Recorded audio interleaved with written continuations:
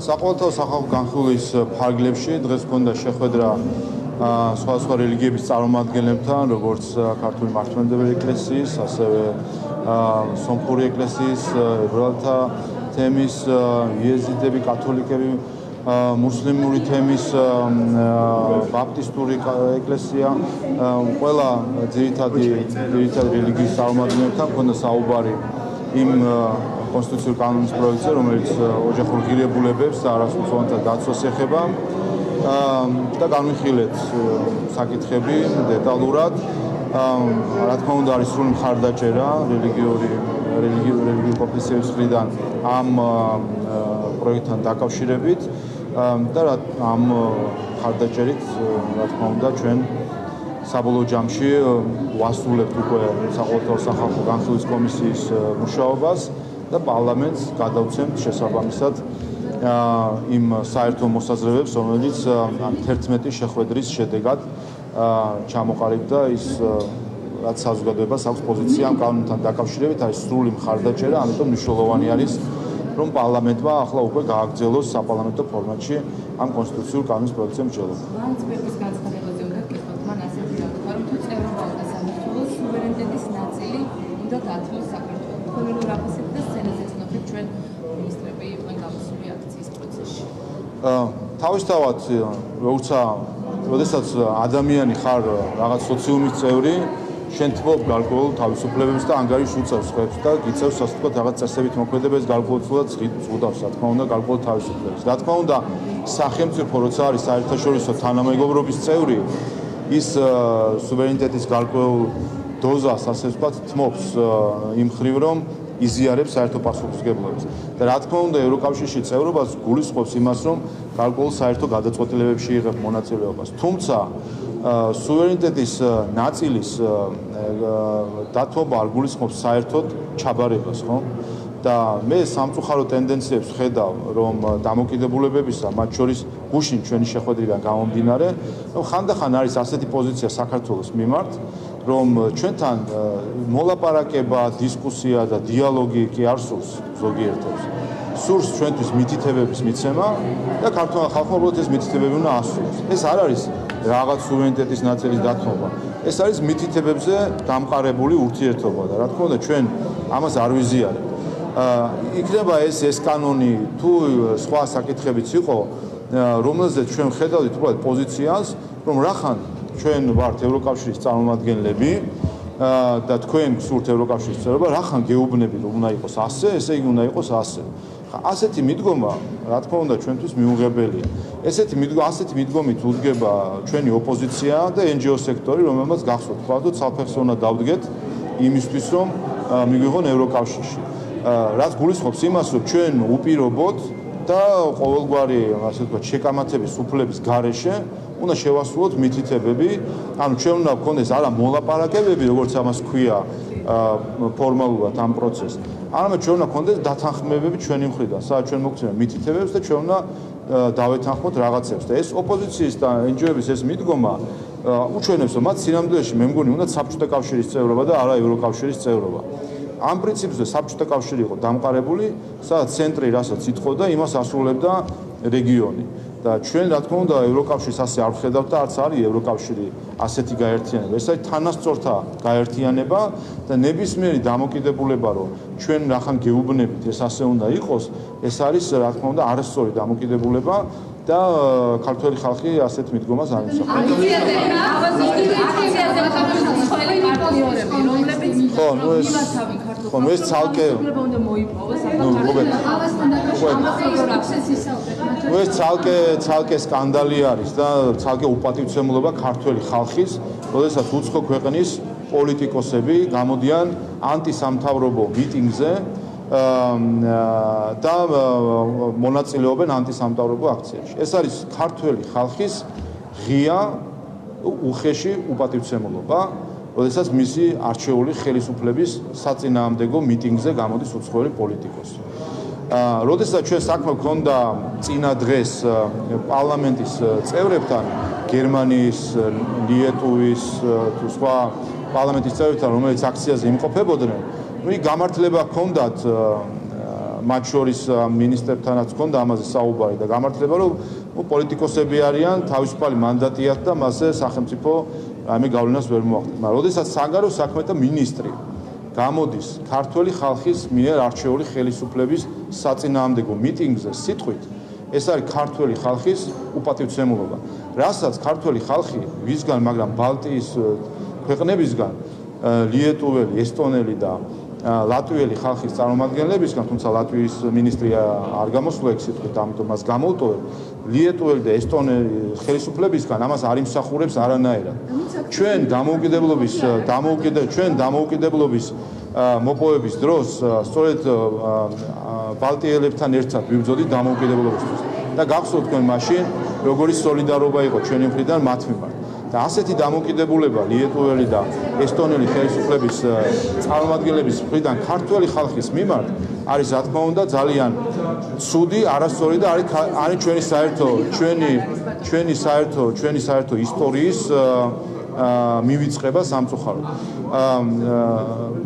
ეს აქცია, ეს მიტინგი იყო ქართველი ხალხის მიერ არჩეული ხელისუფლების საწინააღმდეგო მიტინგი, ანტისამთავრობო მიტინგი, აქ როდესაც გამოდის უცხო ქვეყნის ხელისუფლების წარმომადგენელი, ეს არის ზუსტად ქართველი ხალხის უპატივცემულობა.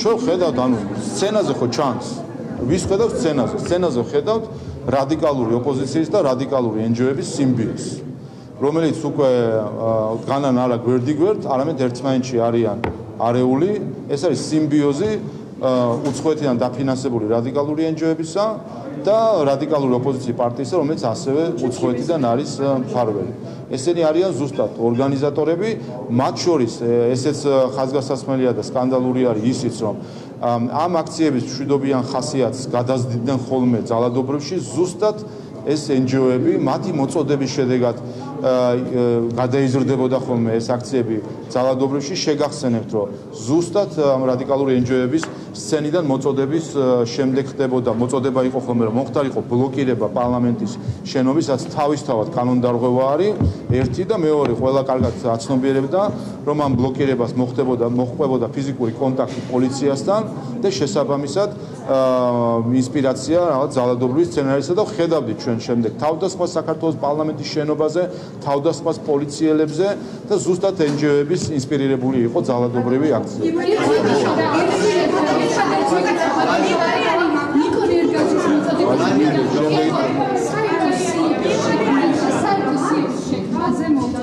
ნიკო ნერგაძე ოპოზიციის პარტიის სტუდენტი.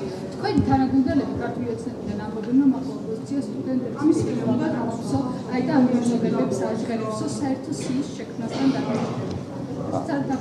ყველა ვისაც თქვენ ხედავთ ვინც არის სახე ასე ვთქვათ ამ აქციების და ორგანიზატორი ყველა ეს არის ნაწილი რადიკალური ოპოზიციისა და რადიკალური NGO სიმბიოზისა. ამას ხო ხედავთ ახლა რაღაც არ ვიცი მე თავს ვინმეს მოტყუებას ვინმე თუ ცდილობს მაგრამ ამ ზოგიერთ ასეთი აქტივისტის უკან რომ ნაციონალური მოძრაობა არის და კეზერაშვილი მე მგონი ეს პირდაპირ ჩანს ახლა ამას არ ვიცი ამ ეს უარყოფას თავისუფლ გარკვეული უტიპრობა არის ამაში ყველაფერი კარგად ჩანს პირველთან დაკავშირებად ორი მითქმა მინდა რომ პრეზიდენტი პირველი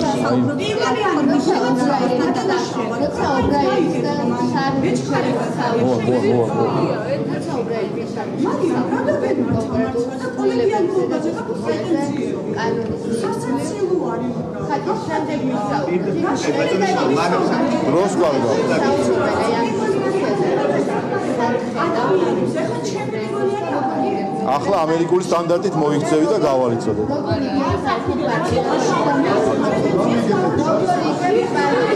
არის დაკამდე უპასუხებელი.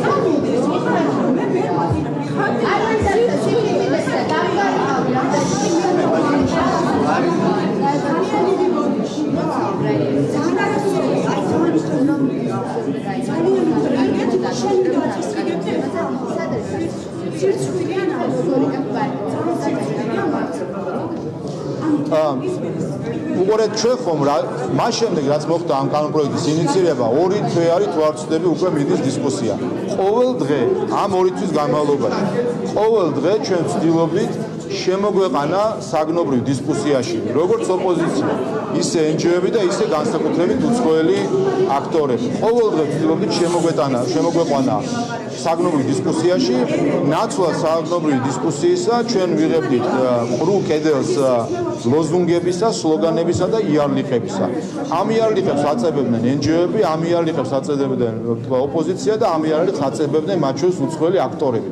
რომელიც ნაცვლად იმისა, რომ შემოსულიყვნენ დისკუსიაში ქართველი ხალხის მიერ არჩეული წარმომადგენლებთან, ნაცვლად ამისა მიაკრეს იარლიხი ამ კანონპროექტს, დაბლოკეს მსჯელობა და ევროპული დემოკრატიული პროცესი.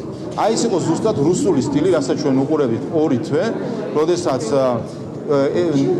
დისკუსიის შიშით მოხდა იარლიყის მიკრობა ამ კანონპროექტის მიმართ. თუ კი ახლა უცხოელი აქტორი იქნება ეს ოპოზიცია თუ NGO თუ ნებისმიერი, ვისაც ინტერესი აქვს ამ კანონის მიმართ, თუ კი ახლა როგორც იქნა დათანხმდება რომ იყოს შინაარსობრივი მსჯელობა, ჩვენ ამისთვის ვართ მზად.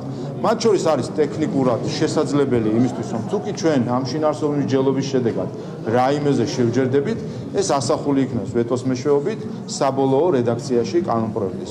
2 კვირა წინ არის, თუ კი რაიმე შინაარსობრივი, აი ახლა მაინც თუ მზად არიან შინაარსობრივი დისკუსიისთვის და არა ყვირილისთვის, რაც აქამდე ხდებოდა, ყვიროდა ყველა, ყვიროდა ოპოზიცია, ყვიროდა NGO, ყვიროდა უცხოელი აქტორები, იარლიყებს აკლებდნენ NGO-ები, ოპოზიცია და უცხოელი აქტორები, აქ ევროპის საერთოდ ნატამალიც კი არ იყო, რასაც ჩვენ ხედავდით უცხოელი თუ შიდა აქტორების მოედანი. ეს იყო ტიპიური რუსული სტილი დაბლოკვისა, მსჯელობის დაბლოკვისა, უფრო მეტიც საბჭოთა სტილი, რომ აიკრძალოს დისკუსია.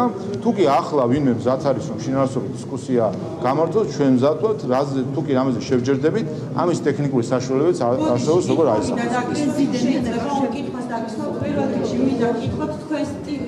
დაკავშირებით, რომელიც დაწერეთ თქვენ ფაქტობრივად ქვეყნის დამხობის მცდელობაში დაადანაშაულეთ ევროპელი პარტნიორები, რომლებიც გუშინ სცენასთან იმყოფებოდნენ. აი რა გზავნილი არის ეს თქვენთვის? არც კი გასულან ჯერ ქვეყნიდან და უკვე ფარისევლები უწოდეთ მათ და ქვეყნის დამხობის მცდელობაში დაადანაშაულეთ. ეს ერთი კითხვა და შემდეგი.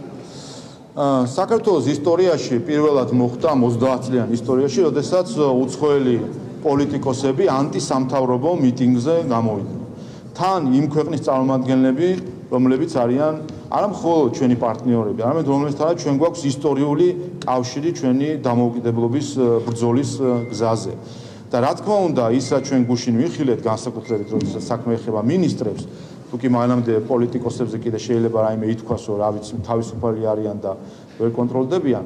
როდესაც ევროკავშირის წევრი ქვეყნის მინისტრები გამოდიან კანდიდატი ქვეყნის, მეგობარი ქვეყნის ხალხის მიერ არჩეული მთავრობის საწინააღმდეგო მიტინგზე, აქ რა თქმა უნდა, ეს არის რა თქმა უნდა დიდი შეურაცხყოფა ქართველი ხალხისა. და ეს არის რა თქმა უნდა ძირის გამოთხრა, ან არის ეს არის გარკვეული ჩრდილის მიყენება იმ მეგობრობისთვის, რომელსაც ჩვენ ყოველთვის ვაჩვენებთ ჩვენს პარტნიორებს და განსაკუთრებით ბალტიის ქვეყნებს, რომელთანაც ჩვენ კიდევ ერთხელ გვაქვს ისტორიული კავშირები. ამიტომ ეს ძალიან არასწორი და ქართველი ხალხის მიმართ ძალიან არასწორი საქციელი იყო, რაც ჩვენ გუშინ ვიხილეთ და ეს დაუშვებელია რა თქმა უნდა და ეს არის ზუსტად არაევროპული ქცევა, როდესაც შენ ჩადიხარ სხვა ქვეყანაში და იმ ქვეყანაში ხალხის მიერ არჩეული ხელისუფლების საწინააღმდეგო მიტინგში იღებ მონაწილეობას. ასეთ ევროპასთან ჩვენ რა თქმა უნდა თავს არ ვაიგივებ და ხანდახან საუბარი არის ხოლმე ევროპულ ღირებულებებზე, რომ შეიძლება რაღაც აცდენები იყოს. დიახ, ამ პუნქტში ჩვენ აცდენილი ვართ. ჩვენ ევროპას ასეც არ ვხედავთ. ჩვენი ღირებულება ევროპული არ ითვალისწინებს იმას, რომ ჩავიდეთ მეგობრებთან და მათი ხელისუფლების წინააღმდეგ მიტინგები დავაორგანიზოთ და მაშინ მივიღოთ მონაწილეობა. წარმოიდგინეთ თქვენ, რომ რომელიმე ჩვენი პოლიტიკოსი ხელისუფლებიდან ჩასულიყო ვილნიუსში, ტალინში, არ ვიცი, ბერლინში, ან სხვა დედაქალაქში და იქ საქართველოს სახელმწიფოსგან დაფინანსებული NGO-ების მიერ ორგანიზებულ მიტინგში, ანტისამთავრობო მიტინგში მიიღო მონაწილეობა და იმ სიტყვით გამოსული იყო, რა სიტყვითაც გამოვიდნენ ევროპელი პოლიტიკოსები ამ ანტისამთავრობო მიტინგზე, ხომ? ხო წარმოგიდგენიათ მათი რეაქცია ან რა იქნებოდა საბოლოო ჯამში მათი დამოკიდებული ამ საკითხის მიმართ. ამიტომ რა თქმა უნდა, აქ ჩვენ აცდენილი ვართ ერთმანეთის ღირებულებებს, ჩვენთვის ევროპული ღირებულება არ გულისხმობს პარტნიორთან ჩასვლა და როგორც სტუმარი და იქაური ხალხის მიერ არჩეული ხელისუფლების საწინააღმდეგო გამოსვლა. ეს საწინააღმდეგო არა მხოლოდ ევროპულ ღირებულებას თავის ფორმალურ გაგებაში, რაც ეს ევროპულ ტრადიციებსაც და ეწინააღმდეგება. სტუმართ მასპინძლობა ქართველებს სხვანაირად გვესმის. ჩვენ როცა სტუმრად ვართ, იქ პატივს ვცემთ მასპინძელს და მასპინძელ ხალხს. და ოდესაც მასპინძელ ხალხს პატივს არ სცემ და გამოდიხარ კიდევ ერთხელ რადიკალური ოპოზიციის მიტინგზე, ანტისამთავრობო მიტინგზე, ეს არის ქართველი ხალხის აშკარა და უხეში უპატივცემლობა.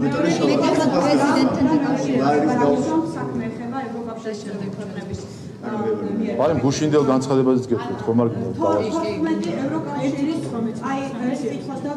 შეიძლება ევროკავშირის 14 ქვეყნის სენატორები ზოგადად წარმომადგენლები აქვეყნებენ ერთობლივ წერილს, სადაც წერია, რომ რუსული კანონი კრემლის შთაგონებით არის დაწერილი და რომ პასუხისმგებლობა არ მოგვერიდება პასუხისმგებლობა დავაწყოთ კონკრეტულ პირებს, მათ შორის ბიძინა ივანიშვილს, გულისხმობა თუ არა აქვს სანქციები და გაქვთ თუ არა ნულოვანი სანქციების დაწესების შალვა.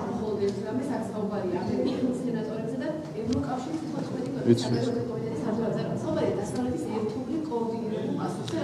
მოგეთ თავარი ხომ? იქ შეიძლება Financial Times წერს, რომ თუ ეს კანონი ამოქმედება, გაწევრიანების პროცესი შეჩერდება.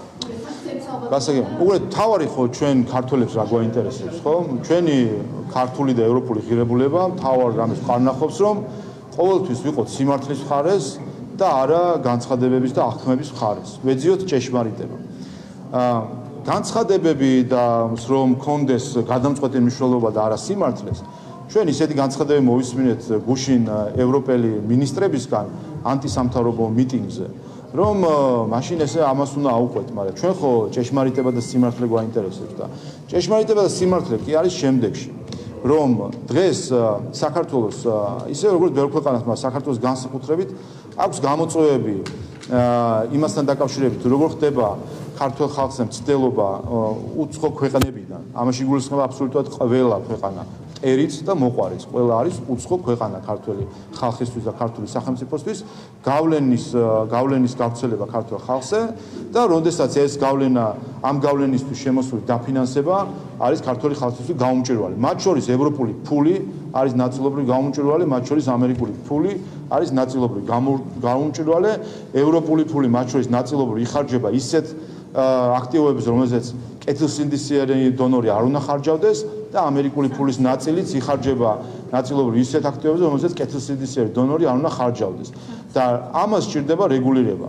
თუ კი ვიღაცას აქვს შიში, რომ ამ რეგულირების შემთხვევაში საზოგადოებისთვის აშკარა გახდება, რომ ფული იხარჯება არაკეთილსინდისიერ საკითხებში, ან რაღაცა ფული იხარჯება, რომელიც გვეგონა რომ არ იხარჯებოდა, ანუ ნათელი გახდება და გამჭვირვალე, თუ კი ამისი შიში აქვს, ამ შიშის საფუძველზე არ უნდა მოხდეს ქართულ ხალხზე თავდასხმა, მუქარა, სანქციების მუქარა და ასე შემდეგ, რაც ზოგიერთი პოლიტიკოსისგან გვესმის. ობრაიანმაც ესე თქვა, რომ ის პირები, ვინც ძირს უთხრიან, აი ციტატა რომ მოვიყვანო, ძირს უთხრიან, მათზე იქნება შეზღუდვები და ძირს რას უთხრიან? დემოკრატიაზე, ნახეთ, ეს ხო იყო ის რა ქვია, მაშინ მიხილავ, ნახეთ, კანონი თუ წინ წაიწევს ისე რომ არ იქნება შესაბამისობაში რომელთან თუ ნახავს დემოკრატიისთვის ძირის გამოთხრას და იქნება ძალადობა მშვიდობიანი დემონსტრანტების წინააღმდეგ, მაშინ ჩვენ ვუხმობთ ფაშისტებთან შეზღუდვებს, ეს იქნება ფინანსური და სამოგზაურო შეზღუდვები ინდივიდუალური პირებისა და მათი ოჯახების მიმართ, ვინც არიან პასუხისმგებლები ამ ქმედებებზე. ესეა საუბარი 94. ჩვენ როგორ არის? უყურეთ, სრულად ვიზიარებ, რა თქმა უნდა, ამ მიდგომას. ეს არის არა თქვა ამერიკის ადმინისტრაციის წარმომადგენლის მიდგომა, არამედ ეს არის საქართველოს კონსტიტუციის მიდგომა. რა თქმა უნდა, ძალადობა ყველას მიმართ არის მიუღებელი და დასჭადი. რა თქმა უნდა, ნებისმიერი კანონი უნდა შეესაბამებოდეს უფლებების და დემოკრატიის ძირითად პრინციპებს. ამას ჩვენი კონსტიტუცია ამბობს. ამიტომ რა თქმა უნდა, როდესაც ჩვენ ვიღებთ კანონებს, ჩვენ ვფიქრობთ ჩვენს კონსტიტუციაზე და კანონებს, ასე ვთქვათ, წერთ იმ განსჯით და იმის გაცნობიერებით, რომ ეს უნდა იყოს ჩვენი კონსტიტუციის შესაბამისი. ამიტომ რა თქმა უნდა, ეს კანონი არ აღღვევს კონსტიტუციას და რა თქმა უნდა, ნებისმიერი ძალადობა არის მიუღებელი. რაც შეეხება შანტაჟს, მუქარას და ასე შემდეგ, რომელსაც ცდილობენ ზოგიერთი პოლიტიკოსები ქვეყნის შიგნით თუ ქვეყნის გარეთ, აქ არის ორი განზომილება. პირველი, საქართველოს ხელისუფლება მოქმედებს არა სანქციების იმედით თუ შიშით, არამედ ქართული ხალხის მანდატით. ეს არის ჩვენი განმაპირობებელი, თორე სანქციებით ხან რუსეთი გვემუქრება, ხან ვინ გვემუქრება, ხან ვინ შეიძლება დაგვემუქროს და ხან ვინ გვაკისრებს და ხან ვინა. საქართველოს სანქციები ქონდა დაწესებული რუსეთის მხრიდანაც და სხვა შორის დასავლეთის მხრიდანაც ჩვენ წლების განმავლობაში ვიყავით სანქცირებული. 2008 წლის ომის შემდეგ საქართველოს ვრცელდებოდა არაფორმალური სანქცია იარაღის მიყიდვასთან დაკავშირებით. არავინ არ გვაძლევდა ომ გამოვლილ ქვეყანას. არა თუ რაღაც ის იყო იარაღს არ გვაძლევდნენ ომ გამოვლილ ქვეყანას 2013 წლამდე ჩვენ ვიყავით ფაქტობრივი სანქციის ქვეშ დასავლური ქვეყნების მხრიდან. არავინ არ გვაძლევდა ჩვენ იარაღს. ეს უნდა გვახსოვდეს, რომ სანქცირებული იყო საქართველო. და ასევე ისე მოგეთ დავასრულე აზრის მიუხედავად. ამიტომ ჩვენ სანქციების შიშით თუ იმედით კი არ მოქმედეთ კიდევ ერთხელ და ამას არ უყურებთ საერთოდ. ჩვენ უყურებთ მანდატი რა არის ქართული ხალხის. რა დავალება აქვს რა დავალება აქვს ქართული ხალხის. ქართული ხალხი მხარს უჭერს ამ კანონს 80%-ზე მეტი უჭერს მხარს გამჭვირვალობას არასამთავრობო სექტორის და ანკი როგორ შეიძლება რაიმე სხვა შედეგი იყოს. წარმოგიდგენიათ თქვენ იცნობთ რომელიმე მოქალაქეს, წარმოგიდგენიათ რომ არსებობდა საქართველოს მოქალაქე რომელსაც ჰკითხავ, გინდა თუ არა შენთვის ცნობილი იყოს უცხოური ფული რომ შემოდის და რაღაცები რომ ფინანსდება, იყოს თუ არა შენთვის ცნობილი, რაში იხარჯება. წარმოგიდგენიათ ქართველი, რომელიც ამბობს რომ არ მინდა გთხოვთ ისეთი წესები იყოს, რომ ეს იყოს დამალული ჩემგან. ოღონდ ამან არ მოაღწიოს ჩემ ყურამდე და ჩემ თვალებით. ეს ხო წარმოუდგენელია.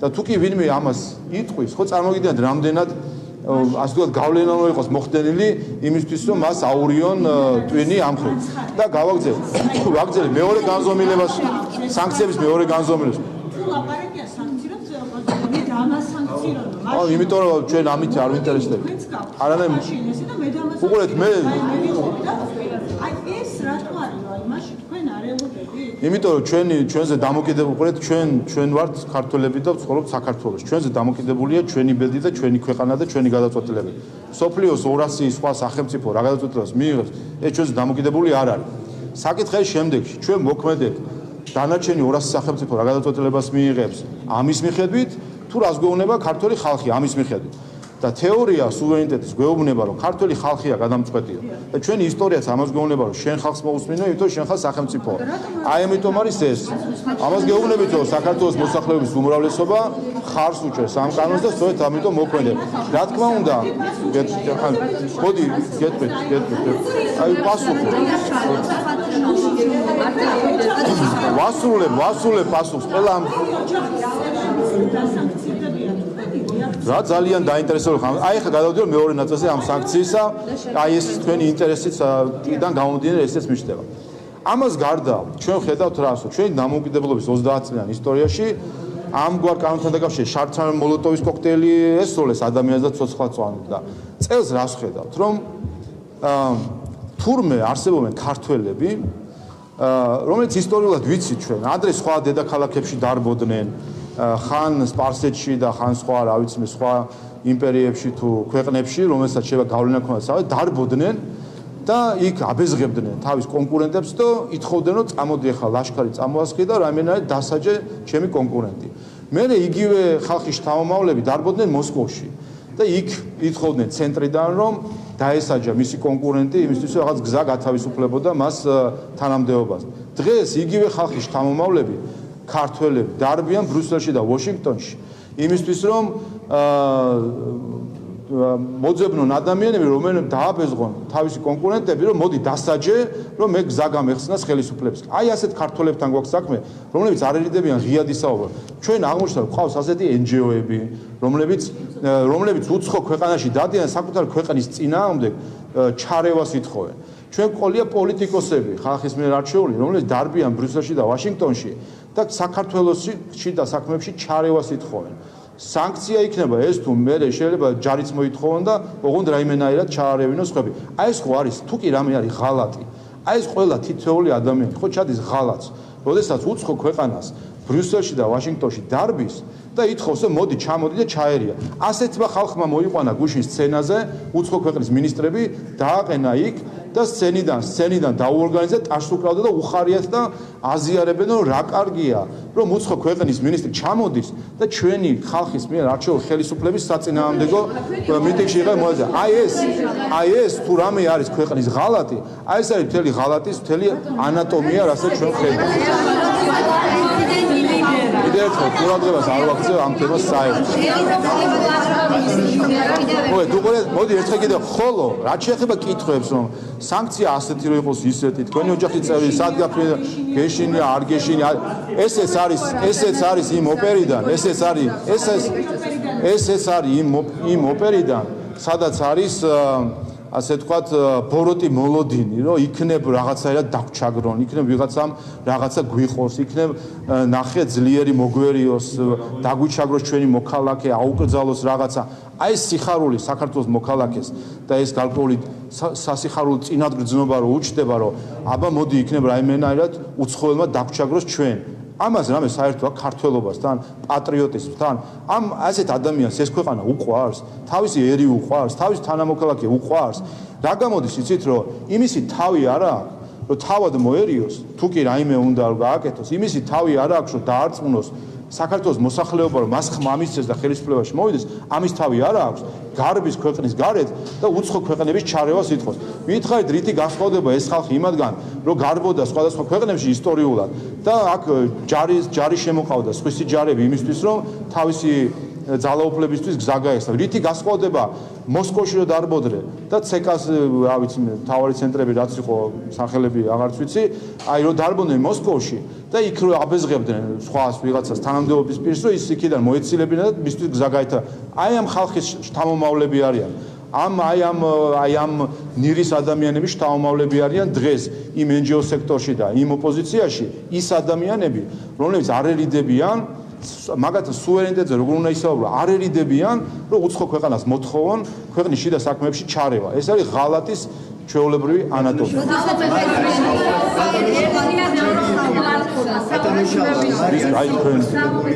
ოპოზიცია ამას უკავშირებს კონსულობის შესახებ კანონს.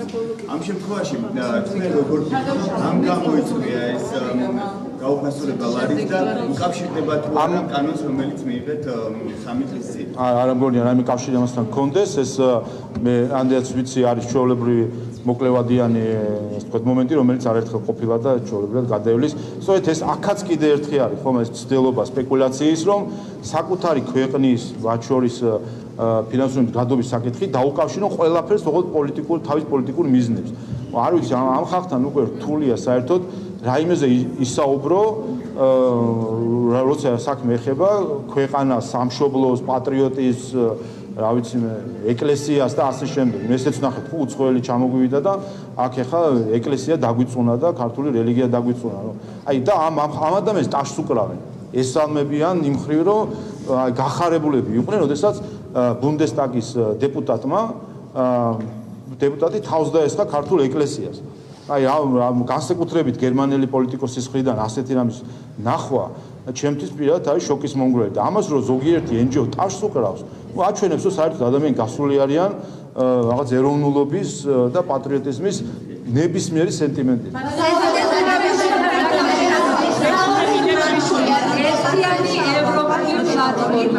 ერთიანი ეროვნული პლატფორმასთან დაკავშირებით უნდა გითხოთ. ერთიანი ეროვნული პლატფორმაზე საუბრობს და ასევე იმასაც ამბობს, რომ არჩევნების პროცესში აქტიურად იქნება ჩართული, აქ ოპოზიცია გამორიცხავს ამ პროცესს. თქვენ როგორ გესახებათ საუბრობთ? ზეპარტიული უნდა იყოს კონსტიტუცია. რა თქმა უნდა, ეს არის კიდევ ერთი დაანონსება კონსტიტუციის დარღვევის. ქალბატონმა სალომემ ერთხელ უკვე უხეშად ღიად დაარღვია კონსტიტუცია და აღიარებული არის სასამართლო დონეზე დადასტურებულია და პოლიტიკური განაჩენიც საპარლამენტო უმრავლესობის მხრიდან ამასთან დაკავშირებით არის. ახლა ის ხელახლა აანონსებს კონსტიტუციის დარღვევას. კიდე ერთხელ, ეს არის კონსტიტუციის დარღვევა, მაგრამ მას არ აინტერესებს ხა კონსტიტუცია. ხედავთ, ის თავს არ მიიჩნევს ამ სახელმწიფოს ნაწილად. ქვეყნის ნაწილად კიდე სხვა განზომილება ამას არ შევაფასებ, მაგრამ სახელმწიფოს ნაწილად ესეთი ფაქტები ადასტურებს, რომ ის თავს არ მიიჩნევს. ეს არის საქართველოს კონსტიტუციის უპატივცემულობა, ხოლო კონსტიტუცია ეს არ არის მხოლოდ რაღაც დოკუმენტი და ფურცლზე დატანილი ტექსტი, ეს არის ქართველი ხალხის უზენაესი ნება. როდესაც ქართველი ხალხის უზენაესი ნებას უგულებელყოფს და არღვევს ადამიანი, რომელსაც უკავია პრეზიდენტის თანამდებობა, ეს რა თქმა უნდა არის სახელმწიფოს არაღება. ერთ საკითხს შევეხები გუშინდელ საკითხთან დაკავშირებით, თითქოს განმარტებები იმასთან დაკავშირებით, რაზე შევთანხმდით თუ არ შევთანხმდით მინისტრებთან შეხვედრის დროს და მოვისმინე რომ ამაზე შეთანხმება არ იყო. ხო, რა ვიცი, ახლა თქვენ ეს ჩემგან არაერთხელ გსმენიათ და რა თქმა უნდა იქაც ვისაუბრეთ ზუსტად ამაზე. ვინაიდან დამოკიდებულება იყო რომ რახან ვამბობთ რომ ცუდია კანონი ნიშნავს რომ ცუდია კანონი და ჯობია არ მიიღოთ. სწორედ ამაზე ვესაუბრებ მათ, რაც საჯაროთაც არაერთხელ მithქვას. მასე და ესეც უთხარი, თქვენ იმასაც გვეუბნებოდით, რომ სანქციები დაგვეწესებინა რუსეთისთვის. და გვეუბნებოდით, რომ ეს არის წინაპირობა ევროპული წინსვლისთვის. მაგრამ მეორე მხარეს იყო ჩვენი ეროვნული ინტერესები და ჩვენ მაშინ ავირჩიეთ ეროვნული ინტერესები და ვიყავით მართალი. იმიტომ ჩვენ რომ თქვენი რჩევა გაგვეთვალისწინებინა, დაგვეწესებინა სანქციები რუსეთისთვის, ჩვენ შევიდოდით სანქციების ომში, რომელსაც ბოლოში აუცილებლად მოყვებოდა ცხელი ომი და ვისი ტანკი იდგებოდა თბილისის ქუჩებში, ეგ ჯერ კიდე საკითხავი იქნებოდა. მეორე, თქვენ ასევე გვეუბნებოდით, რომ სააკაშვილი გაათავისუფლეთ და პირადად ლიეტუვის საგარეო საქმეთა მინისტრი და მასაც უთხარი, მისი პირადი განცხადება იყო, რომ სააკაშვილის გათავისუფლება და გაშვება სხვა ქვეყანაში, ეს იქნებოდა ჩვენი ევროპული მომავლისთვის თუ პერსპექტივისთვის მნიშვნელოვანი. მეორე მხარეს იყო ჩვენი ეროვნული ინტერესი, რომელიც ამბობს, რომ დამნაშავეულად დაისაჯოს. და უთხარი მათ, რომ ჩვენ არ მივყევით თქვენ რეკომენდაციას, ავირჩიეთ ჩვენი ეროვნული ინტერესი. აღმოჩნდა, რომ ჩვენ ვიყავით მართალი, იმიტომ რომ სააკაშვილი რომ ყოფილიყო გარეთ, ეს იქნებოდა უპირველეს ყოვლისა ჩვენი ასე ვთქვათ, მართლმსაჯულების ინტერესის უგულებელყოფა და მეორე რიცხვი, რა თქმა უნდა, კიდევ ერთხელ რადიკალიზაცია პროცესის. და ეს უთხარი ზუსტად გამოდის, რომ პირველ შემთხვევაში, მეორე შემთხვევაში თქვენი რეკომენდაცია არ იყოს სწორი და ჩვენი გადაწყვეტილება იყოს სწორი. ესე იყოს სწორი. ამას არავინ არ შეწინააღმდეგებია იქ. და კი ბატონო, კარგით, მაშინ კარგი თქვა, მაშინ არ უყურეთ, კარგი, გას უყურეთ, კარგი, არ დამეთანხმე. ხო და მე ვნახე გუშინ ბრიფინგი იყო, მათ შორის საღამოს ჰქონდა. და მას მათ კითხეს, რომ ანუ თუ არ ეთანხმებით, ნიშნავს, რომ თქვენ ითხოვთ სანქციების დაწესებას და თქვენ ითხოვთ სააკაშვილის გათავისუფლებას და ისინი გაექცნენ ამ პასუხს. გაექცნენ. ამიტომ იცით რა არის, რა გამოდის? თუ არ ეთანხმებენ, ესე გამოდის, რომ ითხოვენ სანქციებს. მაშინ თქვან ეს, გაბედონ ეს და თქვან საჯაროდ, რომ ითხოვენ, რომ საქართველოს დაუწესოს რუსეთს სანქციები, თქვას თითოეულმა მინისტრმა, რომ ითხოვენ საქართველოსგან დაუწესონ რუსეთის სანქციები, ამავე დროს ეს მინისტრები ჩვენ არ გვაძლევენ უსაფრთხოების გარანტიებს, ანუ გვწირავენ ჩვენ სანქციების ომისკენ, ეკონომიკური კოლაფსისკენ და შესაძლო სამხედრო დაპირისპირებისკენ რუსეთთვის. და მეორე თქვან საჯაროდ, თუ არ მეთანხმებიან, ხო გამოდის, რომ მაშინ ისინი არა, უყურეთ, თუ არ მეთანხმებიან, გამოდის, რომ ისინი ითხოვენ, რომ დავაწესოთ სანქციები და გამოდის, რომ ისინი ითხოვენ სააკაშვილის გათავისუფლებას. თქვან ეს საჯაროდ, რომ ითხოვენ ერთს და მეორეს. თქვან ეს საჯაროდ და ქართველი ხალხის პასუხსაც გაიგო.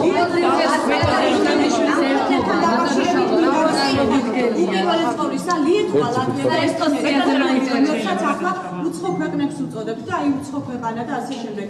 ეს ქვეყნები არიან ევროკავშირში ჩვენი ყველაზე მთავარი ლობისტები. ისინი უჭერდნენ ჩვენს ევროინტეგრაციას მხარს და მათ შორის 2008 წლის აგვისტოს ომის დროს სწორედ ამ ქვეყნის წარმომადგენლები იდგნენ ჩვენი ხალხის გვერდით.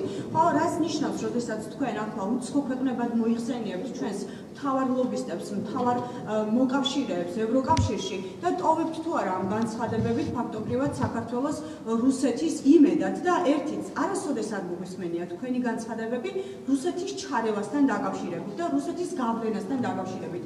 გვითხარით ბატონო შალვა, ერევა რუსეთი და აქვს რუსეთს გავლენა ჩვენს ქვეყანაში მიმდინარე პროცესებზე? რა თქმა უნდა და წლებია ერევა.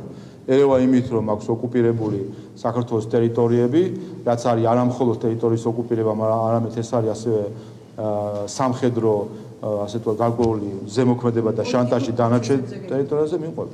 ერევა იმით, რომ საქართველოს უწესებდა სანქციებს და ამით იცდილობდა გავლენა მოეხდინა საქართველოზე და ახლა სამწუხაროა რომ ზოგიერთი დასავლელი პოლიტიკოსი ეთამაშება ამ აზრებს, რომ რუსული მეთოდებით, სანქციებით მოახდინოს გავლენა ქართულ ხალხზე და ეს არის რუსული მეთოდი და ვნახოთ ვინ იქნება ვინმე თუ გადაწყვეტს რომ რუსული გზით იაროს და ქართულ ხალხს კი არ ესაუბროს, ამით სანქციებით შეეცადოს ქართულ ხალხზე გავლენის მოხდენა და ერევა, რა თქმა უნდა, იმით რომ სხვადასხვა ჰიბრიდული ბილიძარის გამოყენებით ცდილობს საკუთარი დღის წესრიგის გატარებას და რა თქმა უნდა ოთარ ფარცხალაძის დახმარებით არ ერევა. პირდაპირ მითითებულია რომ ფარცხალაძე რუსეთის მე თუ მკითხავ